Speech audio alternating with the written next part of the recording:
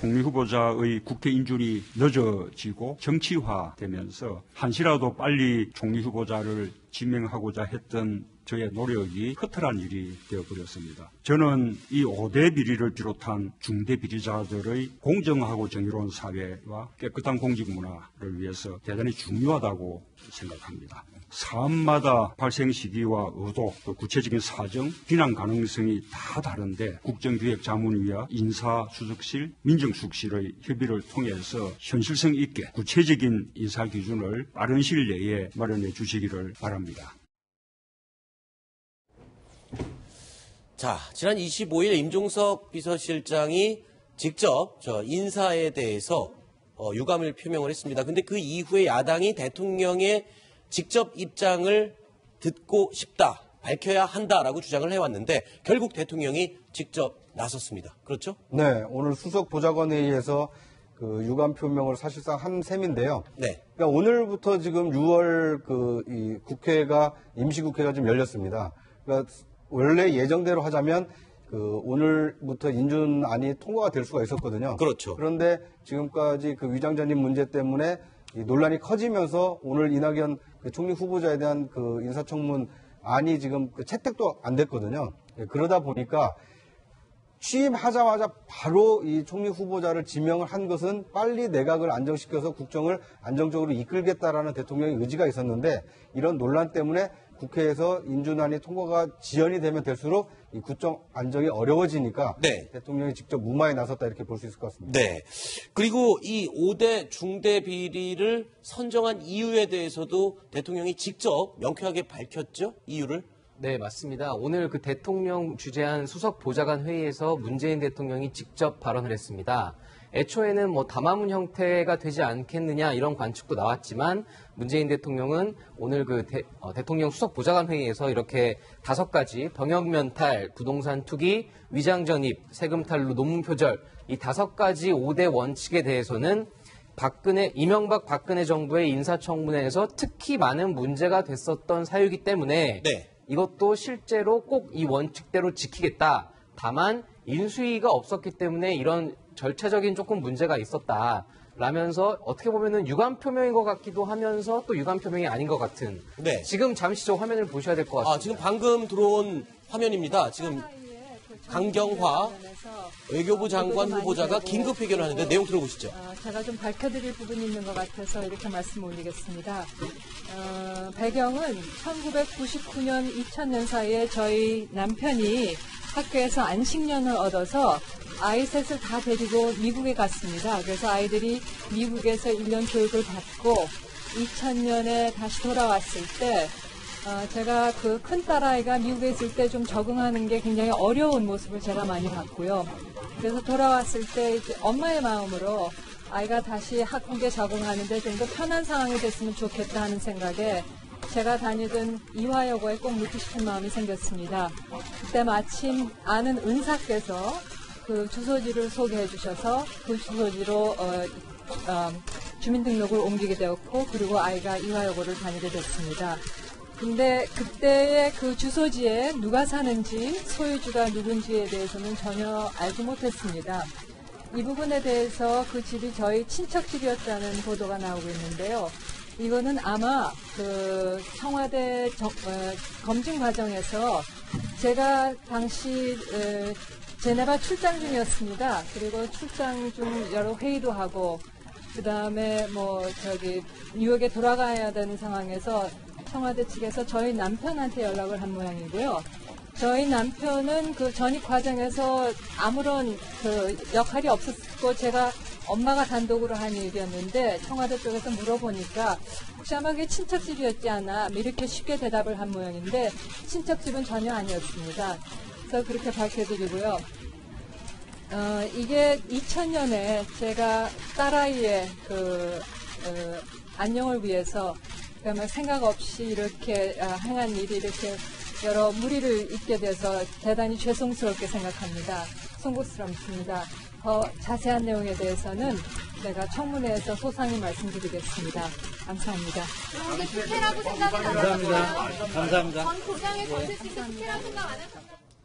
자, 강경화 외교부 장관 후보자가 긴급 기자회견을 열고요. 본인에 대해서 일고 있는 위장 전입 그리고 친척집이라고 언급했던 부분, 자, 이 부분들이 거짓 논란이 일고 있었는데 이 부분에 대해서 적극적으로 지금 해명을 나섰습니다. 원래는 청문회장에서 밝히겠다라고 하고 이렇다 할 입장을 밝히지는 않았었는데 대통령까지 나서서 입장을 발표한 마당에 장관 후보자 적극적으로 이제 회견을 해서 밝힌 것 같아요. 네, 사실 오늘 분위기가 굉장히 급박하게 돌아갔습니다. 지금 강경화 후보자가 기자회견을 하기까지는 불과 30분 전에 기자들에게 문자 메시지를 보냈었는데요. 네. 어떤 내용으로 기자회견을 할지는 공지를 안 했기 때문에 사실 일각에서는 혹시 그 외교관 어떤 그런 외교관들의 특성상 네. 명예를 중시하는 그런 분들이기 아하. 때문에 반기문 전 유엔 사무총장처럼 드롭하지 않겠나, 사퇴하지 사퇴를? 않겠나 이런 네. 얘기도 있었는데 오늘 저렇게 적극적으로 해명을 하는 걸로 봐서는 네. 적어도 인사청문회 과정 그리고 앞으로 대통령 임명 과정까지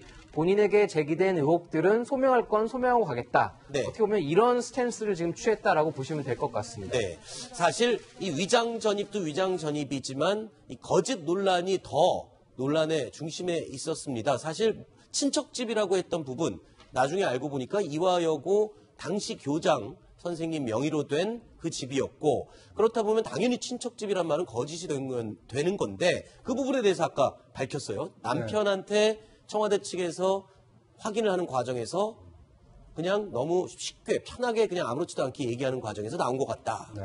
어떻게 이제 보십니까? 저게 해명이 될지 네. 아니면 더 큰 논란으로 이어질지는 좀 지켜봐야 될 것 같습니다. 그렇죠. 왜냐하면 어쨌든 그 위장 전입을 시인한 거고요. 이 자녀에게 이화 여부라는 특정한 이 학교로의 어떤 그 입학을 위해서 그 은사의 소개로 특정 주소로 옮겼다는 것을 시인을 한 거기 때문에 네. 그러니까 이제 위장 전입은 두 가지 목적으로 주로 사용하지 않습니까? 네. 후기 목적이라든지 아니면 이제 자녀의 어떤 학군 선택에 유리함을 위해서 위장 전입을 하는데 그 후자의 얘기를 지금 인정을 했는데 그것이 정말 좀 부당하다라고 느끼는 국민이 많을지 아니면 뭐 외국에서 살다 와서 그럴 수 있겠다라고 이제 인정을 받을지는 좀 지켜봐야 될 것 같습니다. 네. 자, 지금 논란이 되고 있는 첫 번째 주제가 이제 위장 전입이었거든요. 이게 지금 언론의 취재 과정에서 확인이 된 거예요. 그렇습니다. 이제 지금 언론에서 처음에는 청와대에서 발표했죠. 네. 조현옥 이제 당시에 먼저. 그 인사수석이 발표를 하는 과정에서 강경화 후보자 같은 경우에는 문제점이 있는데도 불구하고 그게 큰 문제가 되지 않고 그보다는 본인의 능력이 지금 더 필요하다라고 했어서 이제 친척으로 알려졌는데 그렇게 보면 이제 강경화 후보자 같은 경우는 본인 입으로 친척이라고 얘기한 적은 없었던 거죠. 그런데 언론에서 취재를 해보니까 이게 현재 전세권을 설정했던 게 처음에는 이 강경화 후보자의 은사였던 그 학교의 교장 선생님 이름으로 돼 있다가 네. 아마도 그곳을 학교 선생님들을 위한 기숙사라기보다는 이제 그분들을 위해서 배려한 숙소 같은 걸로 마련을 했다가 그게 그러면 이제 한 사람의 이름으로 돼 있으면 안 되니까 나중에 학교법인 이름으로 아예 바뀌었던 걸로 보고 네. 거기에 이제 주소만 옮겨놨던 셈이 되는 거고 네. 지금 아까 잠깐 언급하신 분은 이 부분을 확인하면 될 것 같아요. 이화여고라는 곳이 그러면 강경화 후보의 딸이 들어감으로 인해서 다른 학생이 못 들어간다거나 아하. 아니면 들어가기가 어려운 곳인데 어떤 특혜성으로 인연이 있어서 들어갔거나 이런 부분들이 추가적으로 되면 네. 학군의 편의를 위해서 옮긴 건지 네. 아니면 강경화 후보가 말씀하시는 것처럼 진짜 이제 어떤 심리적인 안정감을 주기 위해서 한 것인지 확인이 되겠죠. 네. 자, 지금 위장 전입한 날짜를 보면요. 2000년도였고요. 강경화 후보자 본인과 첫째 딸을 일단 7월 24일 날 그 해당 전셋집에 이제 말하자면 그 명단을 이름을 올리고 주소지를 옮긴 겁니다. 그리고 한 달 정도 후에 남편과 둘째, 셋째도 같이 주소지를 옮기는데 불과 일주일 뒤에는 다시 남편과 둘째, 셋째는 또 전출을 하는 신고를 하거든요. 그게 들락날락한 이유는 뭘까요? 아니, 그 이유는 뭐 이제 취재를 좀 해봐야 될 것 같은데요. 네. 그러니까 일단 강경화 후보자가 얘기한 것으로 봐서는 첫째 딸의 이화여고 입학을 위해서 위장 전입을 한 것을 시인한 거고, 그렇죠. 그리고 이제 8월 30일 날 전출된 것은 그러면 둘째 딸과 셋째 아들은 어디로 전출이 돼서 어느 학교에 배정이 됐는지. 네. 근데 이런 또 2차 문제가 좀 파생이 되지 않겠습니까? 그렇죠. 그러니까 지금까지 불거진 것은 첫째 딸의 이화여고 입학을 위한 위장 전입 사실이 밝혀진 거고, 앞으로 이제 강경화 후보자에 대한 어떤 인사청문 과정에서 이 밝혀질 내용은 그러면 왜 이렇게 빨리 또 전출을 했느냐? 네. 둘째 딸과 셋째 아들의 어떤 학교 입학 문제와 관련이 됐느냐? 네. 이것에 대해서도 이 명쾌한 좀 해명과 소명을 들을 필요가 있지 않나 하는 생각이 듭니다. 그렇군요. 어떻게 보셨습니까? 강경석 기자는 아까 이 강경화 후보자의 이 해명 다 해소가 될 만큼의 충분한 해명이었다고 보시나요?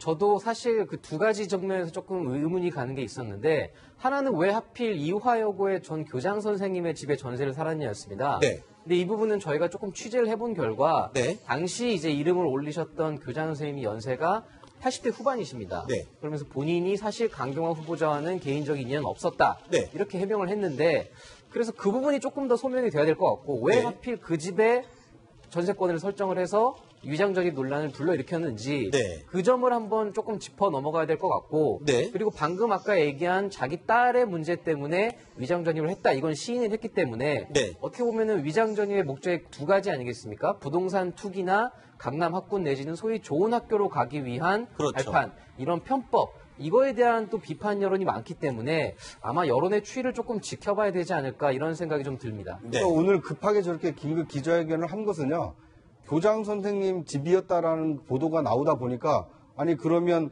그런 편의를 학교 측하고 짜고 봐준 거 아니냐, 그렇죠. 이런 굉장히 큰 의혹의 눈길이 좀 생겼거든요. 네. 그러다 보니까 이제 그 의혹이 아니다라는 것을 해명하기 위해서 이제 긴급 기자회견을 한 것 같고요. 네. 그런데 이제 이것이 여기에서 해명으로 이 의혹이 멈춰질지, 네. 아니면 또 다른 의혹으로 번질지는 좀 지켜봐야 될 것 같습니다. 네. 자, 이 본격적인 인사 검증이 시작되면서 곳곳에서 후보자들에 대한 논란들이 쏟아져 나오고 있습니다. 김희수 헌재소장 후보자에 대한 내용도 있는데요. 과거에 헌법재판소 재판관으로 임명되기 전에 청문회에서 이 주고받은 대화 내용이 있습니다. 어떤 논란이었는지 들어보시죠. 5.16은 군대타입니까? 혁명입니까? 5.16에 관해서는 헌법 전문에 나와 있어요. 이것이 5.16 군사 쿠데타입니다. 후보자이기 때문에 말이 곤란합니까? 그건 두 가지 생각이 있는 것 같습니다. 그것이 1979년 12월에 법무관으로 임관을 했습니다. 첫 임지가 광주 31사관 검찰관으로 근무를 했습니다. 지금 5.18 관련 단체와 시민단체에서 바로 이 이력 때문에, 그러니까 광주 항쟁 당시에 광주 육군 31사단에서 근무하셨다는 이력 때문에 반대하고 있는 거 알고 계시죠? 어떻게 생각하십니까? 군 경영 근무를 위해서 가서 그 31사단에 근무를 하다가 80년대 광주 5.18 항쟁이 일어나면서 거기에 원래 전교사 교육국법에 의해 법무사 역할을 겸직으로 하고 있었습니다. 그래서 그 재판을 맡았었습니다. 그러나 검시를 하는 것은 일반 민간 검사들과 그리고 군의관 그리고 민간 의사들과 함께 검시에 참여를 했었습니다. 81년에 무려 군 생활 하시면서 상을 3번이나 타셨더군요. 이렇게 상 탈 정도로 열심히 군부 정권에 협력할 필요가 있었을까요? 그 상이라는 게 그때 모든 군인들한테 주는 국난 기복 기장을 다 주었습니다. 그 군대 근무하는 사람들한테. 제가 그 외의 다른 상은 받은 기억이 없습니다. 자, 야당 청문위원들이 이 군 감찰관 당시 김희수 이 헌법재판소장 후보자가 군 감찰관 했었던 시기를 굉장히 문제 삼고 있거든요. 그때가 5.18 민주항쟁 그때인데 이유가 뭡니까? 그때 당시에 이렇게 집중하는 이유가. 네. 그러니까 이제 그 김희수 헌재 재판관의 경우에는 국회 추천 몫으로 헌재 재판관이 됐는데, 네. 근데 이제 국회 내에서도 어떻게 보면 이제 야당의 어떤 추천을 받았다라고 할 정도로 네. 야당과 가까운 분이었거든요. 네. 그럼에도 불구하고 5.18 당시에 31사 법무관으로 근무를 하면서 이 5.18에 연루됐던 사람들에 대한 어떤 이제 재판을 직접 지휘를 하기도 했었거든요. 네. 그러다 보니까 이제 당시에는 군에 있었기 때문에 이 시민들에게는 굉장히 엄격한 재판 결과를 하지 않았겠습니까? 네. 그래서 이제 당시에도 5.18 단체들에서 이렇게 반대를 했었고, 그 반대하는 얘기를 이 당시 야당 의원이었던 이 의원들이 이렇게 질의를 한 것으로 기억이 납니다. 네. 그 부분은 제가 조금 보실 설명드릴게요. 저는 이거 보면서 네. 문재인 대통령이 후보 시절에 전두환 전 대통령이 사단장으로 했을 때 훈장 그렇죠. 받았던, 예. 훈장 받았던 그거하고 비슷한 논란이라고 생각을 하고요. 네. 지금도 그렇지만 그때도 저 김수 후보자 같은 경우 군 법무관이죠. 네. 그러니까 사법시험을 봐서 연수원에 있다가 군 대신에 군사에 복무를 한 대신에 법무관으로서 이제 대신 네. 일을 한 거고 거기에 실권이 없습니다. 지금도 군판사들은 군판사가 있고 군대 내에 그러니까 법조인이 아닌 군 지휘관이 사실상 판사를 하고 그 밑에서 보조 역할을 하는 역할입니다. 군법무관. 그렇기 때문에 저거가 수상 이력이 있었다거나 재판을 했다거나 하는 것은 김일수 당시 법무관이 주도적으로 할 수 있는 위치가 아닙니다. 네, 알겠습니다. 자, 어쨌든 지금 인사청문회가 진행이 되고 있는 가운데 제일 먼저 지금 해결돼야 될 부분이요. 청와대 입장에서 보면 총리 인준안이거든요. 자, 어떻게 진행이 되고 있습니까? 이낙연 총리 후보자에 대해서. 네, 오늘 그래서 국회의장이 주재했던 사당 원내대표 회동에 전병헌 대통령 정무수석과 수석비서관까지 배석을 해서 네. 함께 논의를 했습니다. 그런데 오늘 논의한 결과 자유한국당, 제1야당이죠. 자유한국당은 받아들이기 어렵겠다라는 뜻으로 의견을 모았고 반면에 국민의당은 의총 결과 대승적으로 협력하겠다. 네. 이렇게 의견을 모았습니다. 아하, 국민의당 입장에서는 협력을 하겠다. 네, 어떻게 보면은 뭐 전제 조건을 따로 달지는 않았는데 네. 오늘 대통령 수석보좌관 회의에서 문재인 대통령이 발언한 게 사실 어떻게 보면 일정 부분 해소가 됐다. 네. 이렇게 받아들인 겁니다. 네. 그래서 지금 6월 임시국회에서 이번 주 수요일에 또 다시 한번 본회의가 예정돼 있는데 만약에 그날 오전에 국회 인사청문 특위에서 이낙연 국무총리 후보자의 인사청문 보고서가 채택이 되거나 어쨌든 본회의에 상정이 되면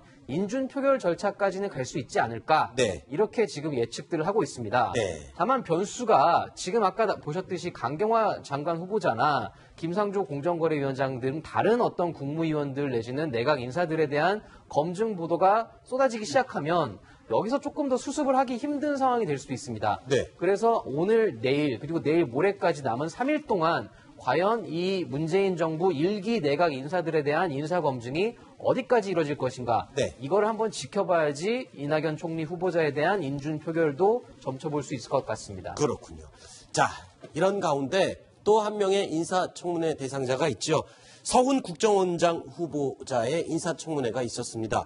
자, 이 국정원장의 대북관은 굉장히 중요하죠. 서훈 후보자는 북한에 대해서 어떤 생각을 갖고 있을까요? 직접 들어보시죠. 작년 6월에 한 개간지에서 북한의 체제를 안전하게 보장해줘야 된다. 이런 말씀을 하신 거에 저는 놀라움을 금치 못합니다. 제가 김정은 정권의 체제를 보장해야 된다는 얘기는 이런 거죠. 그 핵무기가 자기의 체제를 보장하고 정권의 생명을 보존하는 수단이라고 주장하고 왜 그들이 그걸 개발하는가 논리를 세우고 있습니다. 김정일 위원장이 쓰러졌을 때는 사실상 김정일 입장에서는 시간에 쫓기는 상황이었다는 거죠. 본격적인 협상을 했다면 많은 양보를 얻을 수 있지 않을까. 그러면 예를 들어 정권 안전 보장을 위해서 김정은이가 지금 제가 말씀드린 몇 가지를 요구한다면 받아들일 여유가 있느냐를. 그건 저희가 받아들이기 어렵죠. 이 국정원 국내 정보 수집 업무를 전면 폐지하겠다. 문재인 정부는 추진하고 있는데 우리 후보자는 좀 입장이 다르신 것 같습니다. 아니요, 전혀 다르지 않습니다. 물리적, 장소적으로 국내 정보, 해외 정보를 구분하기는 어려운 시대 속에서 저희가 살고 있고요.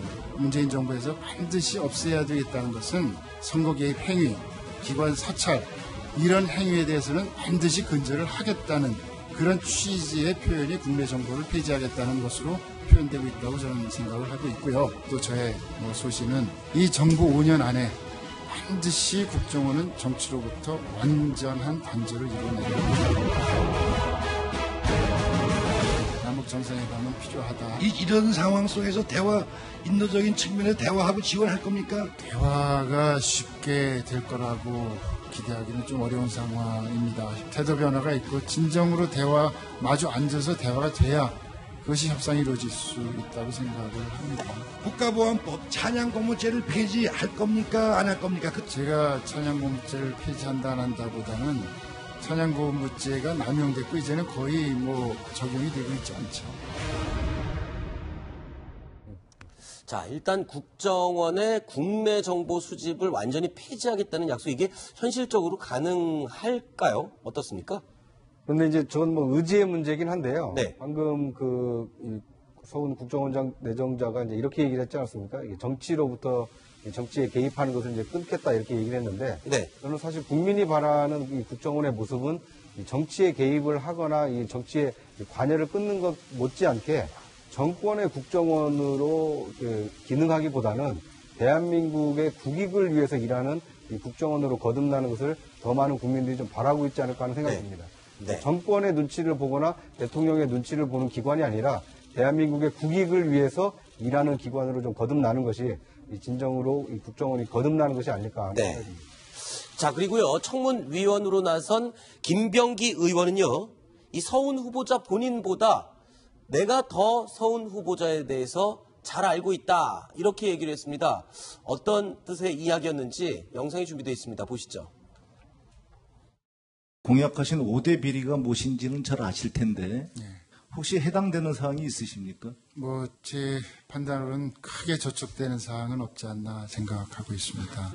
본 의원이 원장 내정자에 대해서 더 잘 알고 있다고 생각됩니다. 원장 내정자가 국정원에서 약 28년 동안 근무하시면서 본 의원에게 몇 번이나 혹시 신원 재검증을 받았는지 혹시 아십니까? 적어도 6번입니다. 잘 모르겠습니다. 적어도 6번 받았는데 승진할 때부터 신원 재검증을 정밀하게 다시 받는다는 사실은 잘 알고 계시죠? 그럼 4급부터 차장까지 받으셨으니까 5번 저한테 받으셨죠?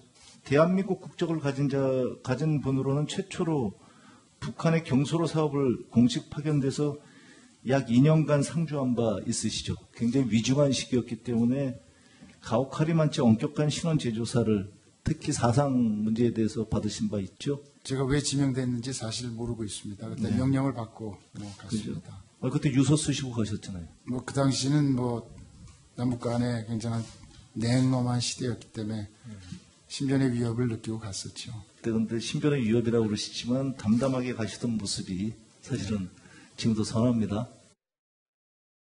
굉장히 서로를 되게 칭찬해주는 훈훈한 분위기였는데, 글쎄요, 북한의 경수로 사업 당시에 유서를 쓰고 갔다, 그 정도로 위험한 상황이었을까요? 그 당시가? 그때가 이제 1994년에 미국과 북한이 제네바 기본 합의에 따라서 이제 너네들 핵 만들지 마, 우리가 경수로를 지어주겠다, 이렇게 그렇죠. 합의를 한 거였고요. 근데 사실 그때가 이제 아마 북폭, 이른바 클린턴 정부에서 북한을 때리겠다고, 그리고 나서 그때 김영삼 대통령께서 그거를 저지하고 그러기 때문에 상당히 긴장감은 엄청나게 조성이 돼 있었던 때였죠.